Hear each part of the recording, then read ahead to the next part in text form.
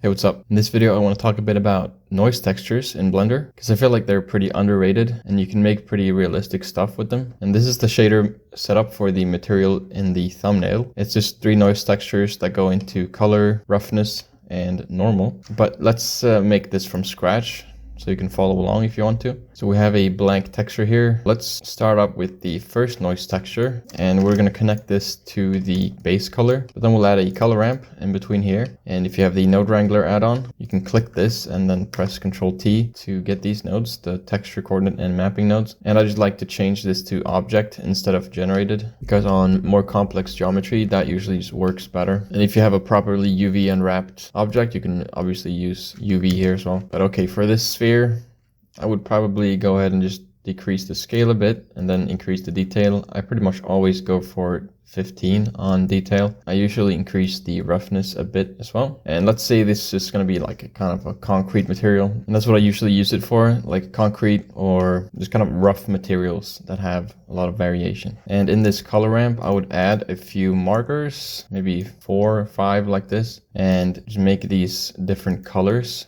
and shades. So like make them gray and then maybe slightly towards yellow. You could make one slightly towards blue if you want. And yeah, just experiment with this until it looks good basically. And I think, yeah, the most important part is like kind of to have the value vary. So it doesn't go from like black and then it increases in value, but that you have like one really dark one here and then it goes, you know, becomes slightly brighter, and then one that's darker, and that's kind of, that just gives it a bit of a more realistic texture in my opinion. Now this white is maybe a bit much, and I think this is maybe a bit too dark, I don't know. But yeah, that's already looking pretty cool. And then you can go back here and mix or mess with the sliders here, so the roughness does a lot. You could go with this, but I usually leave it like, I don't know, around 0.7, 0.8, so not all the way. And then you can play around with the sliders or the scale, but I think it was pretty good the way we had it, like 2.9. Now let's add a noise texture, and that will go into our roughness. So let's add a color ramp. This is basically the same process. If you want to see more easily what you're doing, you can disconnect this, make this completely black. But yeah, increase the detail, the roughness, and you know, that's already pretty good. I'm just gonna leave it like that. But let's connect the base color again, and then we'll add a third noise texture, and we'll search for a bump node, and then connect the noise texture into the height, and then connect the bump into the normal. And by default, this is way too strong. I usually put this to maybe 0.1. It'll depend on how big your object is and you know what you're going for, but let's look at it in rendered view, and then you can fine tune it here in the strength slider. And again, here I would increase the detail to probably 15, and then the roughness a little bit. And yeah, I mean, that's basically done.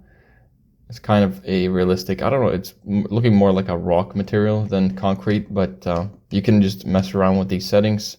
And obviously, you know, changing these colors does a lot for the character of the material. And the more noise textures you add, the more complex you make it, the better it's going to look. Some other things you can do, you can add a noise texture and then just connect that to the strength of the bump so that the intensity of that will vary. It's pretty subtle, but that's, you know, another layer of realism. And you can also mix in colors. So if you want like some dirt on this, you can add a mix color node and then another noise texture, and then connect that to the bottom input and change this to multiply. And if we set that factor to 1 and then add a color ramp here, you know, that's another layer if you want like more control of these dark spots. Let's say we want these same dark spots to have lower roughness so they're not as shiny as the rest of the material. Then you can mix that into the roughness here. So let's add another mix color node, and let's set this one to screen, I think, and then set the factor to 1. And then we connect this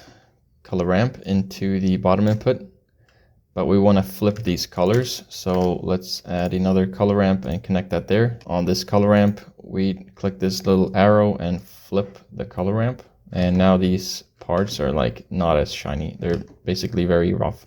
So now I have some dirt on there as well.